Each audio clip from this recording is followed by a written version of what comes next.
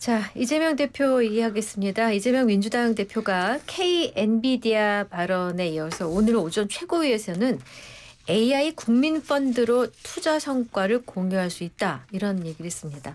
앞서서 한국판 엔비디아 지분 소유 구조 발언에 대해서 국민의힘이 사회주의적 접근이라고 비판한 걸 두고 이렇게 무지몽매해서 어떻게 국정을 담당할 수 있겠냐 이렇게 지적한 바가 있거든요. 오늘 아침 회의 참여?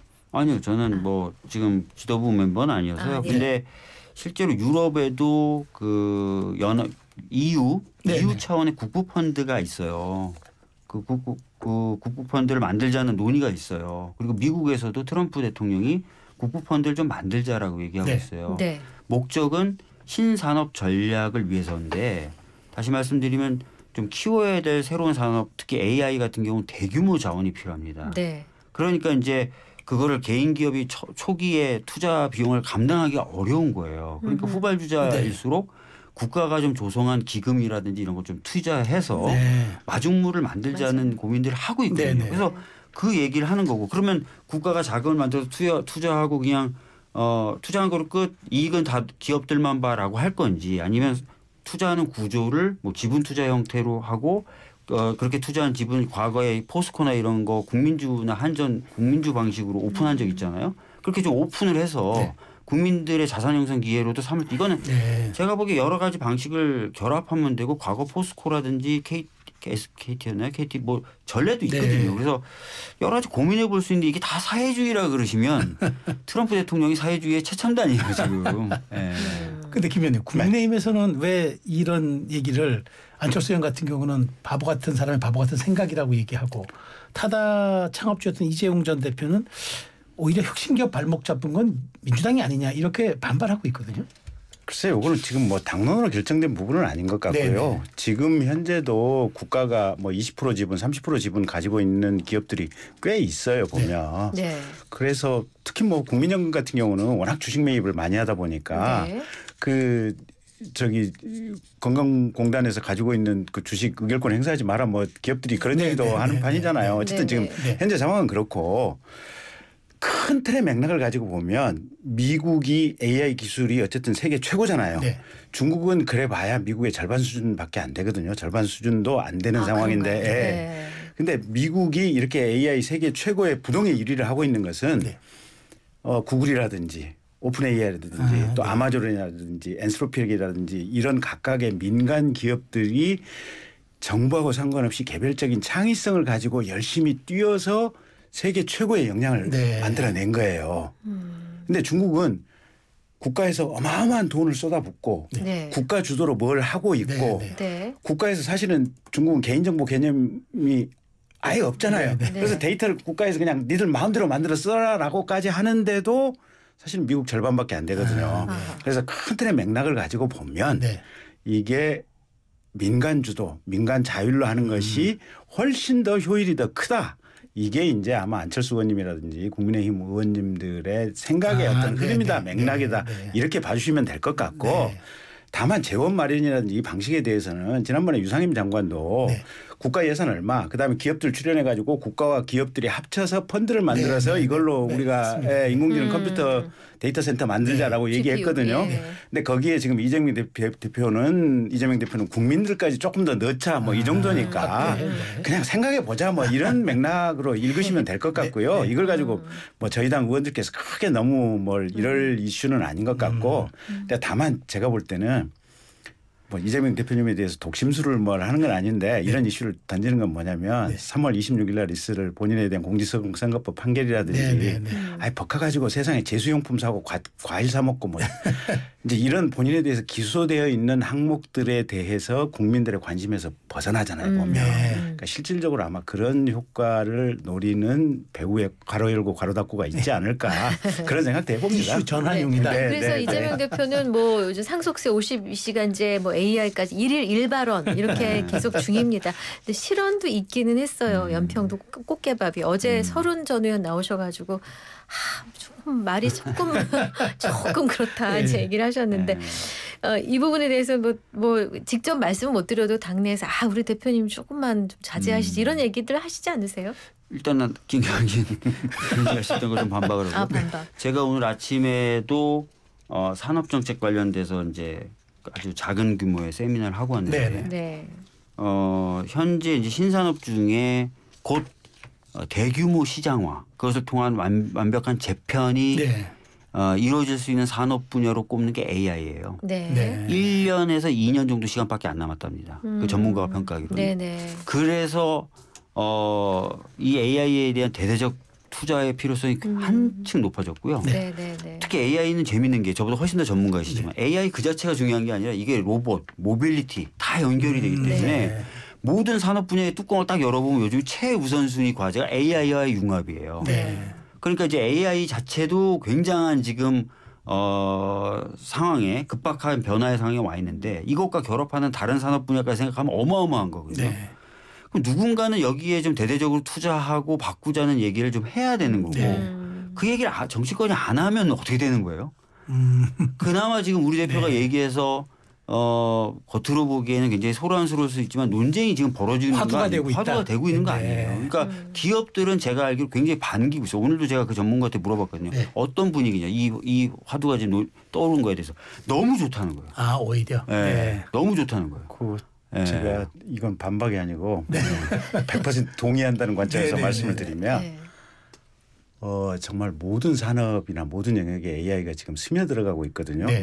네. AI가 스며들어가서 정착하는 순간 그 산업의 효율은 무조건 50% 이상 튀게 돼 있어요. 네. 스며들어가지 못하면 다른 나라에서 효율이 50%가 튀는데 우리는 못 튀는 거예요. 아. 그래서 옛날에 우리 시골에서 돈이 없어도 정말 빚내 가지고라도 별짓을 다 해서라도 애들 교육을 시켰잖아요. 그렇죠. 네. AI에 대한 투자가 지금 딱 그런 그렇습니다. 느낌으로 하셔야 돼요. 아. 그래서 국가에서 무리가 되더라도 네. 1년에 20조 30조씩은 이 AI 영역에다가 계속 투자를 한 4, 5년간에 해 주어야만 네. 그래서 여기서 뒤처지지 않아야만 대한민국이 지금 전 세계 뭐 방산, 조선 뭐 세계 최고를 구가하고 있는 부분들이 네. 있잖아요. 네네.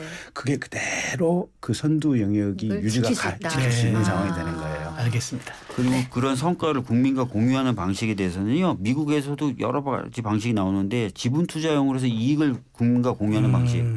국가가 투자한 산업에서 생긴 일자리에 대해서 국민들에게 철저히 좀 나눠주는 네. 방식. 이런 식에 대한 고민이 많고요. 네. 데런 에스모글루 같이 정말 유명한 경제학자들은 수년 전부터 이걸 주장해 왔었어요. 그러니까 이게 뜬금없는 얘기가 아니라 우리가 늦은 거다라는 생각을 좀 가져주셨으면 좋겠고 네. 네. 그다음에 연평도 발언은 저도 지금 말씀하시기를 제가 찾아봤는데 네. 여당에서 이렇게 비판하네요. 연평도를 마치 치안의 사각지대인 것을 폄훼한다. 네. 근데 이거는 아시다시피 이번에 계엄의 주요 피의자 중에 하나였던 노상원이라는 사람 수첩에 주요 정치인들 체포한 다음에 연평도나 백령도로 하겠다는 네, 얘기가 뭐, 있어서 네, 그 네. 그거 얘기를 한 패러디하신 거잖아요. 거였군요. 네. 무슨 연평도를 폄하해요. 그 수첩에 연평도 백령도가 지목이 돼 있고 네. 오히려 그럼 그 사람들이 잘못한 거죠. 그리고 이런 행위를 옹호하고 있는 정당이 잘못한 거죠. 알겠습니다. 자, 최근 국민의힘 지도부가 박근혜 전 대통령을 예방했습니다. 지금 탄핵 심리 선고를 최종 선고를 앞둔 이 미묘한 시점에 박 전 대통령 만난 이유 김 의원님 어떻게 보세요? 일단 당의 원로시고 네. 또 당이 배출한 대통령이시잖아요. 그러면 당연히 찾아뵙고 이 엄중한 시기에 방향에 대해서 길을 묻는 것이 필요하고 네. 당연히 또 그런 과정을 통해서 당원들의 마음이 하나로 모아지고 안정이 되는 거잖아요. 네. 매우 잘 아, 한 네. 것이다. 그렇게 보세요. 네. 그리고 어쨌든 당의 원로들에 대해서는 계속해서 만나고 의견을 들어야죠. 네. 그런 이 과정 자체는 대단히 좋아요. 그리고 한동훈 대표와 관련해서는 네. 이제 뭐 여러 가지 당 내에서 생각들이 있을 수 있어요. 근데 한 대표가 가령 우리 당에서 떨어져 나갔을 때 네. 밖에서 지금 민주당에서 얘기하는 대로 무슨 계엄 옹호 정당 뭐 이런 식의 비판이 나왔을 때 네. 한동훈 대표가 있어야만 그 비판을 희석시킬 수 있고 네. 방패가 됐다. 네. 그래서 저는 한동훈 대표가 저는 우리 당의 대통령 후보가 되기는 쉽지 않다고 봐요. 당원들 네. 민심하고 워낙 지금 배치된 측면이 크다 보니까 하지만 한 대표가 지금 본인의 존재 자체 그리고 12월 3일 날 저녁에 했던 본인의 행동으로 인해서 당에 어떻게 보면 본인이 화살을 전부 혼자 맞고 있는 상황이에요. 어떤 면에서 조금 안쓰러운 대목이 좀 있어요. 그래서 안 대표에 대해서는 그런 시각을 가져주시면 어떨까 싶어요. 네, 의원님은 어떻게? 박 의원님 어떻게 보세요? 저는 뭐 제가 뭐 말씀드리나 안 드리나 제 생각은 다 아실 것 같은데 아니 지금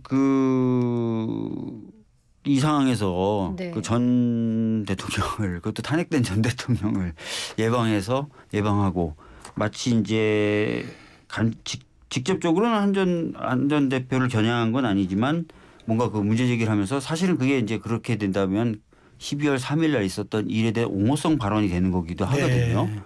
과연 이런 얘기들을 하는 게 전 좋은지 잘 모르겠어요. 여당한테 좋지 않을 거다. 여당한테도 좋지도 않고 국민들에게도 안 좋죠.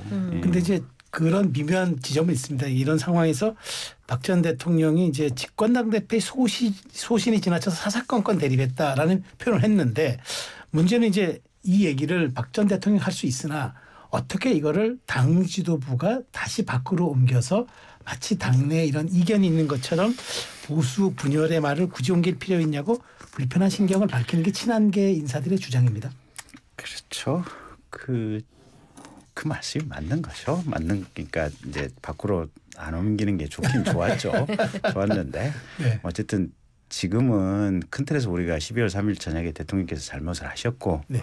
그리고 국민들께 지금 이제 사과를 해야 되는 입장이고 그 사과를 해야 되는 이 상황 맥락 속에서 있을 때는 저희들이 내부적으로 막 시끄러우면서 국민들한테 사과하는 모습을 보였을 때 이 사과의 느낌이나 이런 것들이 국민들에게 많이 와닿지가 않거든요. 네. 그래서 가급적이면 내부적인 노이즈는 조금 줄여가는 게 누구에게나 지금 당 구성원들에게는 필요한 상황들이죠. 그게. 네, 근데 박지원 민주당 의원이 당 지도부가 탄핵 1호 대통령을 찾아가 2호 탄핵 탄생을 자랑한 거냐라고 좀 비꼬았습니다. 어떻게 이런 말씀을 같은 당내에서는 하여튼 뭐 국민들이 좀 통합된 게 좋긴 좋아요. 근데 아까도 제가 잠깐 말씀드렸던 것처럼 곧 뭐 아마 헌재에서도 판결이 나오고 할 텐데 12월 3일은 저는 누가 뭐래도 이건 내란입니다. 제가 보았을 때는. 네. 그리고 내란죄 여부를 떠나서라도 헌법과 법률이 심대히 훼손되고 침해됐던 날이라고 생각해요. 여기에 대해서 전직 대통령이건 여당의 지도부건 저는 이걸 옹호하는 건 옳지 않다고 봅니다. 근데 자꾸 이런 발언들이 어찌됐든 나오는 거예요. 특히 아까 잠깐 말씀드렸지만 탄핵됐던 분이 또 이런 얘기까지 하고 저는 이런 건 정말 국민 통합이든 헌법 질서 회복이든 어느 관점에서 보더라도 저는 적절치 않다고 봅니다. 네. 자 이제 어쨌든 여야의 대권 잠룡들이 최근에 이제 화두를 꺼내놓은 게 개헌론입니다. 개헌론. 네. 최근 이제 굉장히 탄력이 붙고 있는 그런 모습입니다. 그러니까 여권 주자들은 뭐 지금 오세훈서부터 모든 사람들이 안철수 모든 사람들이 꺼내놓은 데다가 한 전 대표까지도 다음 대통령은 3년 임기로 단축하는 임기 단축 개헌을 주장한 데 이어서 사실 야권에서도 이재명 대표만 제외하면 김동연, 김경수, 김부겸 모든 대권 잠룡들이 지금 개헌해야 된다 얘기하는데 자 만일 탄핵이 인용이 되면 딱 60일밖에 없어요. 근데 이게 국내에서 타임라인으로 가능한 것인가? 라는 지적을 드리고 싶습니다. 일단 지금 현재 헌법 기준으로 한다면 대선 치르고 나서 해야죠. 대선은 대선대로 치러야 되는 거고 그 뒤에 이제 취임한 대통령이 이제 참여해서 적극적인 의지를 가지고 개헌을 해야 되는 거죠. 네. 이재명 대표 입장에서는 본인이 대통령 될 것 같다는 머릿속에 계산이 계신 것 같고 네. 그리고 나면 어쨌든 5년 임기 동안 자기 하고 싶은 대로 하시겠다라는 생각이 있다 보니까 이제 말씀이 없으신 거죠. 네. 근데 중요한 거는 이게 헌정의 그 국가 원로들 있잖아요. 과거에 네. 총리를 하셨거나 또는 국회의장을 하셨던 분. 네네. 이구동성으로 대한민국의 현재의 캐파 그러니까 전 세계적으로 지금 우리가 대체로 어떤 영역이든지 간에 한 4위에서 8위 정도에 들어가죠. 다 들어가 있거든요. 예. 이 정도 어마어마한 캐파를 가진 국가를 단극 체제로 대통령 한 사람의 제왕적 대통령 체제로 움직이는 것은 너무 비효율적이고 이렇게 가서는 안 된다라고 하는데 이미 벌써 한 10몇 년 전부터 의견이 모아져 있는 것 같아요. 네. 그러면 많은 사람이 똑같은 특히 정치 권력의 핵심에 가 계셨던 분들이 똑같은 얘기를 한다면 이게 맞는 거예요. 그러면 해야죠. 네. 해야 국가를 위한 장기적인 미래 설계인데 이재명 대표는 이러실 생각이 없는 것 같아요. 그게 문제죠. 그런 생각이 없어 보이세요, 박주민 의원님? 개헌이 필요하다. 사실 뭐 문재인 정부 때도 개헌을 하려고 했었어요. 그러니까 뭐 큰 폭은 아니더라도 뭐 헌법 전문을 바꾼다든지 또는 기본권 중에 사회권을 좀 강화한다든지 이런 부분을 좀 강화하려고 했었고요. 지금도 뭐 대통령에 대한 견제 장치라든지 또는 뭐 권력 분립의 부족한 부분 이런 것들을 얘기하기 때문에 개헌은 필요하다고 봅니다. 다만 시기와 상황의 문제일 거라고 저는 봐요. 전에 대표도 얘기했지만 지금 당장은 아직 헌정 질서 훼손 상태가 회복된 게 아니고 소위 말하는 저희들 표현을 빌리자면 내란 상태가 아직 종식된 게 아니라는 거예요. 그런데 이런 상태인데 마치 모든 것이 정리된 것이냐 개헌이라고 하는 또 다른 엄청나게 큰 에너지가 필요한 이슈를 들고 나오는 것이 과연 맞을까. 그래서 이런 부분은 좀 정리가 되면 그다음에 뭐 자연스럽게 여러 가지 이제 이야기들이 분출이 되면서 될 수는 있지 않을까라고 보는 거죠. 근데 어제 저희 방송에 출연하신 임명진 목사님께서 이런 말씀하시더라고요. 그 시기적으로 지금 좀 짧으니까 그렇다면 이번 대선에 출마하는 유력 후보들이 아마 개헌을 건다면은 이번 선거는 아마 개헌파 대 호헌파의 대결로 대선 구도가 만일 조기 대선이 이루어지면 치러질 수도 있다. 호헌과 지금 개헌의 구도로 가면은 이재명 대표가 과연 쉬울 수가 없을 것이다라는 취지의 말씀하시더라고요. 헌정질서 수호에 참여하시지도 않았던 분들이 개헌을 얘기하면 진정성 있을까요? 근데 어쨌든 저는 이 얘기를 이제 드리고 싶은 게 좋은 정책이라도 가령 정권이 바뀌고 나면 이게 폐기가 되는 경우들이 있거든요. 우리 정권의 실적으로 국민들한테 보여야 되기 때문에. 근데 이게 대한민국에 되게 안 좋은 것 같아요. 거기다가 중국 같은 경우 최근에 이제 AI라든지 로봇이라든지 자율주행이라든지 급격하게 발전을 하는 게 장기 계획을 가지고 하거든요. 5년 계획, 10년 계획을 가지고 하거든요. 근데 우리는 정권이 너무 이렇게 왔다 갔다 하면서 장기 계획이 어느 순간에 없어졌어요 보니까. 그래서 이게 정말 국회 안에서 큰 틀의 어떤 정책 방향을 한 70~80% 이상의 어떤 합의라든지 이런 걸 통해서 만장일치 가깝게 합의를 하고 이게 한번 합의가 되면 정말 바뀌어도 그냥 그대로 10년, 20년을 갈 수 있는 최소한 흐름과 원칙 정책에 대한 이런 것들이 지금 대한민국에 매우 절실한 시기가 아닌가 그런 생각이 좀 들어요. 맞는 말씀이세요. 자, 더불어민주당이 최근 이제 그 삼부토건 대주주 일가와 경영진의 주가 조작 의혹이 있다면서 어제 이제 의원들이 성명을 내셨더라고요. 이게 뭔가 이제 그 말하자면은 삼부토건 주가가 갑자기 뛰었다. 여기서 뭔가 그 우크라이나 재건과 관련이 있다. 이런 의혹을 했는데 실제 신빙성이 있는 겁니까? 이거는 금감원이 발표한 거잖아요. 민주당이 발표한 게 아니라요. 성명을 내셨다고 해서. 금감원이 쭉 추적을 해봤더니 상당히 사실에 근접한 의혹으로 봐서 이제 수사 의뢰를 하겠다는 거잖아요. 그러니까 방금 말씀하셨던 그 우크라이나 재건 시기에 최저가를 찍었던 주식이 갑자기 올라가 급등해서 금감원이 금감원을 취재한 보도를 보니까 그 지배주주와 경영진이 약 100억대 차익을 그 무렵에 냈다는 거예요. 100억대 차익을 세 발에 피겠죠. 아마 이거는 지배주주하고 그 회사 경영진들이 소유하고 있는 주식만 살펴본 거잖아요. 만약에 작전이 작동됐다면 그 작전 세력이 엄청난 양의 주식을 거래했을 테니까 주식 거래가 엄청나게 많이 일어났다는 거예요. 폭발적으로 그 당시에. 그 당시 주주만 이익 본 게 100억이고 나머지는 아직까지 그러니까 회사의 경영진이 본 이익이 100억이라는 거예요. 그러면은 다른 사람들은 뭐 어마어마하게 벌었겠죠. 근데 뭐 이건 수사해 보면 알겠죠. 뭐. 이건 뭐 굳이 정치권에서 당연히 이건 금감원이 해야 될 책무고 또 검찰이 해야 될 책무니까 그러니까 수사기관에 맡겨놓고 정치권에서 이거는 뭐 굳이 왈가왈부할 이유는 없는 것 같아요. 근데 하여튼 재밌는 게 재밌다기보다는 사실 비참한 게 이렇게 주식이 급등했다 급락해서 결과적으로 회사 경영진하고 대주주만으로도 한 100억 정도 이익을 봤는데 지금 상장 폐지예요. 거래 중지돼 있어요, 이 주식. 개미들은 손해를 봤다. 완전 피본 거죠. 그렇겠군요. 자, 여기까지만 봐야 될 것 같습니다. 시간이요. 자, 오늘 함께했습니다. 전국대담 친구들 더불어민주당 박주민 의원 그리고 국민의힘의 김경진 전 의원 두 분 모시고 함께했습니다. 감사합니다. 잘 들었습니다. 감사합니다. 네.